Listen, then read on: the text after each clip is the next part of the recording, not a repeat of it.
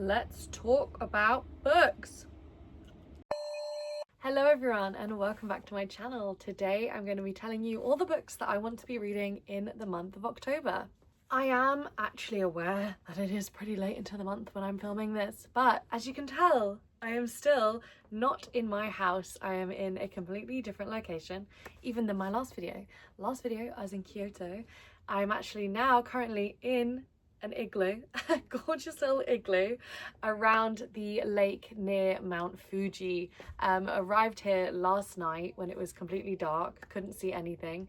Was so excited to wake up this morning and see Mount Fuji for the first time. Even though I've been in Japan for a couple of weeks by now, I haven't actually seen a good shot of Mount Fuji.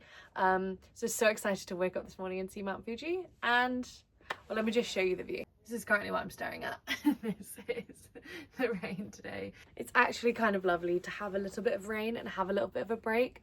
I wanted to sit down and film this video anyway. I wanted to actually get some reading done and having some like relaxing time, and there's nothing else that you can do. Like, this is kind of a lovely little retreat basically. I'm like up in the hills, like on a mountain, kind of facing Lake Kawaguchiko, which is where Mount Fuji is. And I mean, it would be nice if it's not raining because I want to go and ride a bike around the lake. That would be really lovely to kind of reconnect with nature. But we have just been jumping from like city to city and it has been so much fun, literally just the best time ever.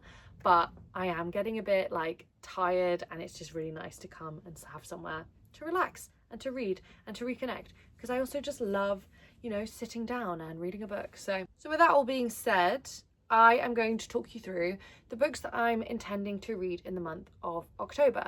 So I've obviously already started reading some of these, but I also have a really not a very good like idea of stuff that I want to be reading. So I want to sit down and talk it through with you all in this video. Usually I have a bunch of different challenges that I'm doing. I do different like missions, and like sometimes I do a book bingo like I did last month, which was actually really fun. I think I'll definitely do that again. I usually have my TBR jar with me. I don't have any of that stuff today, so I'm going to be basically just going off what I'm feeling like reading, what random books I brought with me on this trip that I hoped I'd be in the mood to read. And then I'm just going to go through my Goodreads list, my want to read list on Goodreads, which I have not looked at actually properly in a really long time, which is funny because I used to make my TBRs just basically based off that list, but I haven't updated that very well and it's kind of like outdated now. I think I just want to scroll through and see what grabs my attention. I want to do some kind of atmospheric books for October, maybe some horror. That would be really fun. I do enjoy horror books, but I don't love, well, I'm not like anything too hardcore, but I'm such a wimp when it comes to horror movies, but I actually do enjoy some kind of like horror books. I just don't find them as scary for some reason. Like, I just hate horror movies so much. So maybe let's jump in with where I do know where we're going to get started in terms of the TBR. Firstly, of course, we have to talk about the book club book that I'm going to be doing for this month. For this month, the country that we're doing is Peru, and the book that we have decided on over on the Patreon together is Who Killed Palomino Molero? And this book is by a very famous Peruvian author who is one of the great kind of South American authors, and he's written so many different books. A lot of them are like quite long and quite intense. We chose this one because it's kind of a bit of a shorter one. It's like, I think it's going to be a bit more entertaining, a bit more fun. It's a detective story about these two policemen basically who are trying to figure out who killed this guy, but everyone is just being really unhelpful and they just kind of have to go around and like figure out this mystery with no help from anyone, including like the police force as well. So I think that one's gonna be pretty fun. I haven't started it yet. I'm just gonna get it on my Kindle because I don't have a way of getting the physical book. I need to be reading that because it's already pretty late into the month and I haven't started it yet, but that's kind of usual with the book club anyway. Next up, I have a couple of Japanese books that I want to be reading this month. I didn't end up actually bringing any Japanese books that I already owned on this trip, but I did end up picking up two different books in a bookshop when I was in Tokyo, and the first one that I want to talk about I haven't started yet, but it is this one that I've heard quite a lot about. This is called Tokyo Ueno Station. This one I think is about this man who has died and he's kind of haunting this train station, and you're following this man who is a ghost watching all the people around him, but I think also you're going back into his history and his personal life, which reflects a lot of the changes going on in Tokyo at the time. This author is, I think, a really famous Japanese author actually, who's written so many different books and won many different like prestigious literary prizes. So I'm really, really excited to read this one. I've heard really good things as well.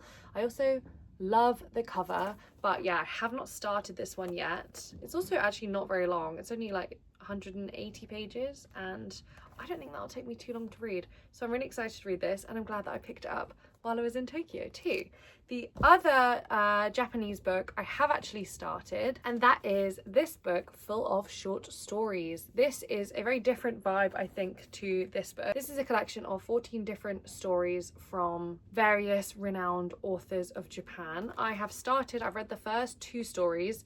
I've had like mixed reviews, to be honest. I liked the second one a lot better than the first one, but also they do feel very different in tone to a lot of like more modern Japanese literature. So they span quite a large amount of time. I'm not 100% sure, but the first story was definitely set in a more traditional era of Japan. It was about a young boy looking back, and then I think they do come all the way up until like 70s maybe. I'm actually not 100% sure, but I will continue reading and discover. But it's really nice to read these stories while I'm here in Japan, because a lot of the references of historical things, political things, and like cultural things are things I've been learning about since being here. So this is my like, I'm being good and like trying to immerse myself in the culture and the history a little bit more, whereas I think this one I'll probably just actually enjoy as a book. So these are my 2 Japanese books that I'm going to be definitely reading this month. Next up, we may as well talk about the books that I had on my TBR last month that I didn't actually manage to finish. So let's just run through those quickly. Firstly, we have Between the Acts. I have actually finally started this one now. I've only read the first few pages of it. I already really like it. I just love Virginia Woolf anyway, and this is a new to me Virginia Woolf. I think I'm gonna really enjoy it. I also think this is my friend Alice's favorite Virginia Woolf, I believe. So I'm very excited to see what's gonna happen with it. I'm literally like pages within, and if you've read Virginia Woolf before, you know like the way that she writes is very stream of consciousness, and it's very like kind of, it takes a minute to kind of like sink yourself into the story and the characters. So I'm still just at the very beginning of it.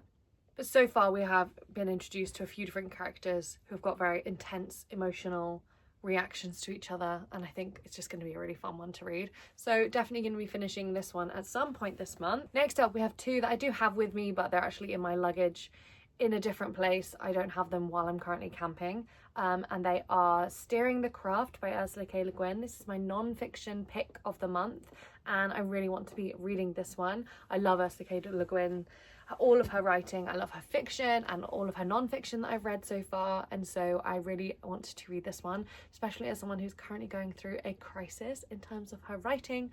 I feel like this is what I need to unlock my, you know, my crisis that I'm currently having, because whatever Ursula tells me to do about writing, I'm just gonna do it because she's my favorite author. So I will be reading this one this month. Another one that I've been lugging around Japan with me and haven't actually cracked open yet is Creatures of Passage. This one I brought with me basically because I thought, I don't know when else I'm gonna read it. I'm gonna like bring it on holiday, so I'm kind of forced to sit down and read it. I still haven't actually started reading this one. I've been reading other ones instead.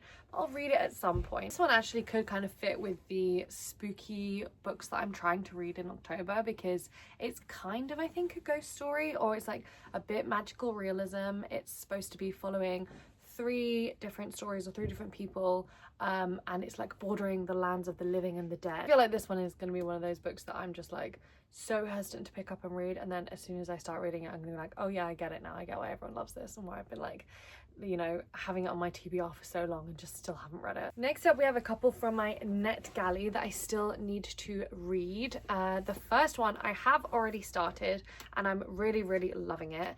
It is another Olga Tokarczuk one, and it is House of Day, House of Night. I'm a bit relieved actually that I'm enjoying this one, because last month I read Flights by the same author, and it's the first one of hers that I just really couldn't get into, and I think I just wasn't really in the right headspace for it, to be honest, at the time. It's quite a difficult book. It's made up of lots of disparate little stories. Actually House of Day, House of Night is similar in a way. It's not following just one character and one plot throughout. but it's a much more readable to me. It's much more easy to follow. I'm enjoying it a lot more. It's basically kind of following lots of people in this Polish village, but you do have a few characters who you come back to, and this village that it is focused on is basically, because of the borders changing so often, it's been part of Poland, part of Germany, and part of the Czech Republic at like different times, and so there's lots of history there. There's lots of like all these different characters. It's just a really interesting story, and it's also got that kind of magical, I wouldn't even go as far as say it's magical realism twist, but it's got that slightly surrealist kind of twist to it. Like, I don't know, I just really I'm enjoying it so far, and I'm like so relieved to be enjoying an Olga Tokarczuk book again, because I was getting worried then. I was getting worried that maybe she's just too smart for me and I couldn't enjoy her books anymore, but I am enjoying this one. And then the next one that I have to read on NetGalley is actually a new Natalie Haynes book. I actually do enjoy Natalie Haynes. She does Greek mythology retellings, and usually kind of in not like a light-hearted way, but in like an incredibly readable way.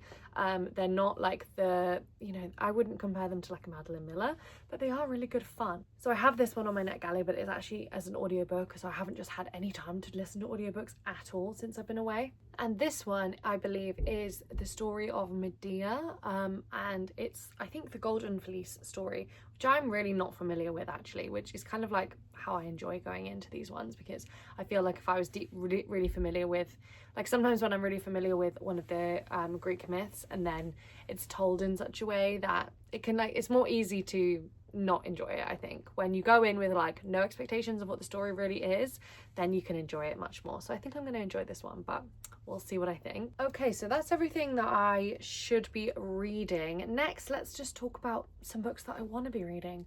Obviously, the first one on this list, if you've seen my wrap up from last month, is my new obsession, which is Freyren. This is a manga that I've been reading and I've been watching the anime of, and I've been loving it. It's so much fun.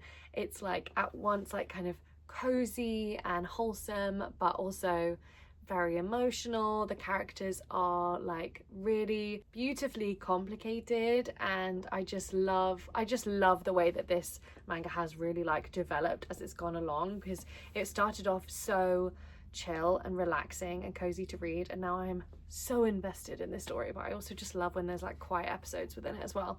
Anyway, I think I'm currently on volume 8. I'm going to continue reading this, and probably realistically, if I get them in my library in time, I will maybe catch up and be up to date on Freyren.